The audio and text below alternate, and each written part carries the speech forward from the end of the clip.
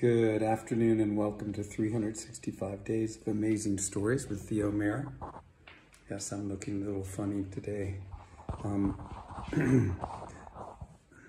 guess I should give a little bit about where I am right now. I'm in Nepal and I've come to a university to take a 6-week Vastu architecture training.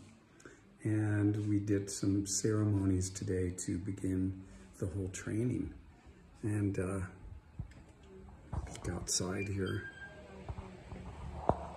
But this is where I am now.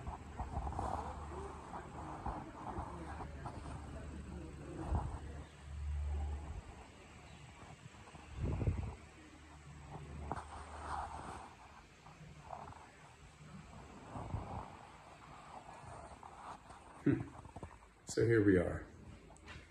I was going to continue the story of the lame man from Baghdad today, to continue on with that.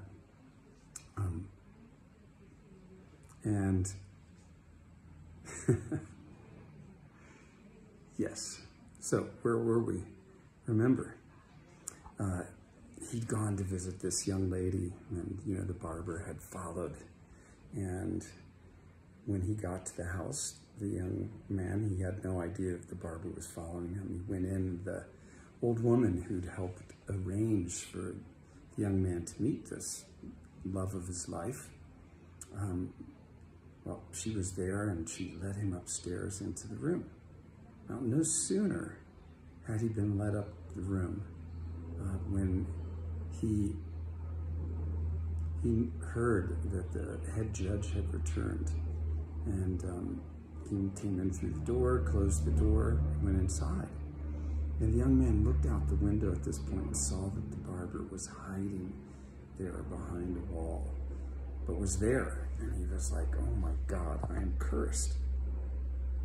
So he's in there. Now, just as the head judge gets home, there was a servant that had done something wrong, and he was called for, and the head judge gave him some bit of a beating with some lashes, and the servant cried out, and the barber outside heard him. And there was a woman that was implicated in the whole thing as well, and she was called for and beaten a little bit, and she cried out.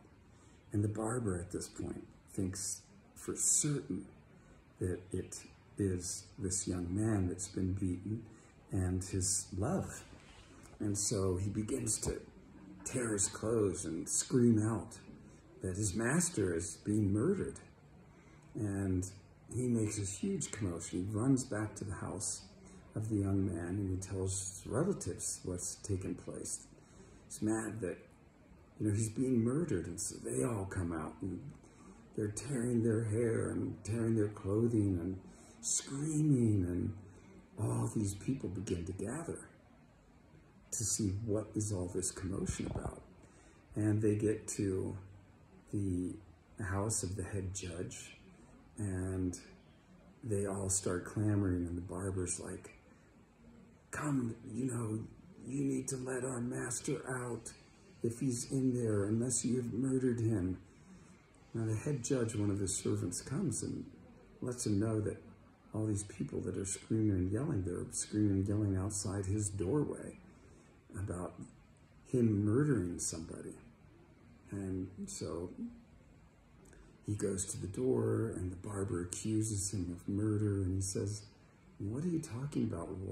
Why would I have any reason to murder your master? And the barber says, we know you've done it. We know you've done it. We know everything. For our master is in love with your daughter, and they have secretly met, and we know that you've beaten them and punished him for this. Now the head judge, he doesn't know what to say, because he doesn't know whether this is true or not, that his daughter has met up with a young man. So he's quiet, and the barber says, let us in to fetch our master. And the judge says, come in, if he's here, you may take him out. And so the barber goes in, and he goes through a couple of the rooms and up the stairs and into the room where the trunk is.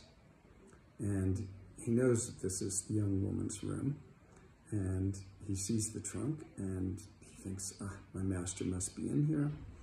And so he picks up this trunk, puts it on his head, goes down the stairs, and begins to go out through the street with his trunk on his head. The young man's inside, and he's like, oh my God, this is a catastrophe. I got to get out of here. So even though he's up at that height, he pushes the lid of the trunk open. And, you know, the barber at this point is having a hard time holding on to the trunk because now what's up there is moving. And the trunk topples with the old young man in it. And he sort of leaps as best he can out of the trunk to the ground. But in the process, he breaks one of the bones in his ankle. He breaks his leg. And though he's able to get up, the pain is excruciating.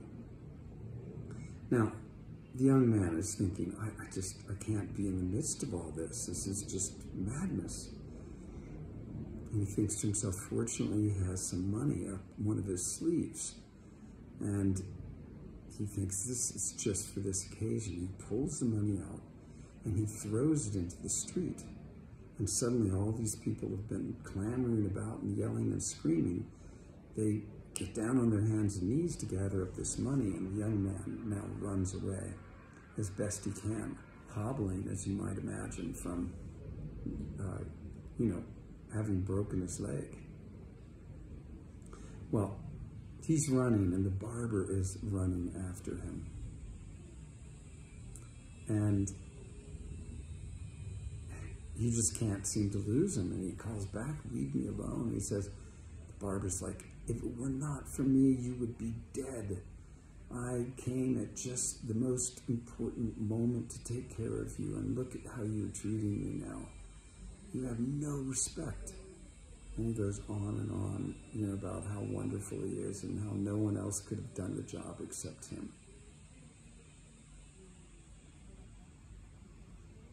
Well, the young man, he finally goes into the marketplace where there are many, many caravans of animals that have brought goods in, and there he basically ditches himself in one of the head merchant's shops and begs the merchant to make sure that he's safe. And the merchant shoos and the barber away, makes him go away. Well, the young man, in his own words, continues the story. He's telling it to this host of people. He says, I didn't know what else to do. This meddler was going to follow me no matter what. So I ended up calling a man of the law together. I made a will out, and I willed all of my wealth, all of my property to family members, and I made sure that this man would oversee the distribution of my goods and my wealth.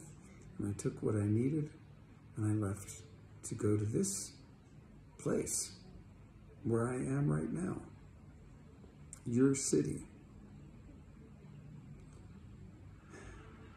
And now tonight, he said, I have been revisited by this unpleasant man. No. When I leave this place, I will not only be leaving this place, but I will be leaving this city as well. Now, the host was amazed by all that had just been told about this barber. They turned to the barber and they felt somewhat revolted by him, by his actions, the silent one. And so they turned to him, the host did, and said, is this story true? We want to hear. What do you have to say to this? The barber says, if it were not for me, this young man would probably be dead. Better to have a limp than death, he said. Here, I will tell you why I have the name Silent One. And so the barber now began to tell his story, which we'll leave right there. As Scheherazade may have. But, you know, the barber, it's like, I hardly even want to get into its story. Because even I, in telling the story, am somewhat disgusted by this man boasting about himself all the time and causing such a ruckus in the process.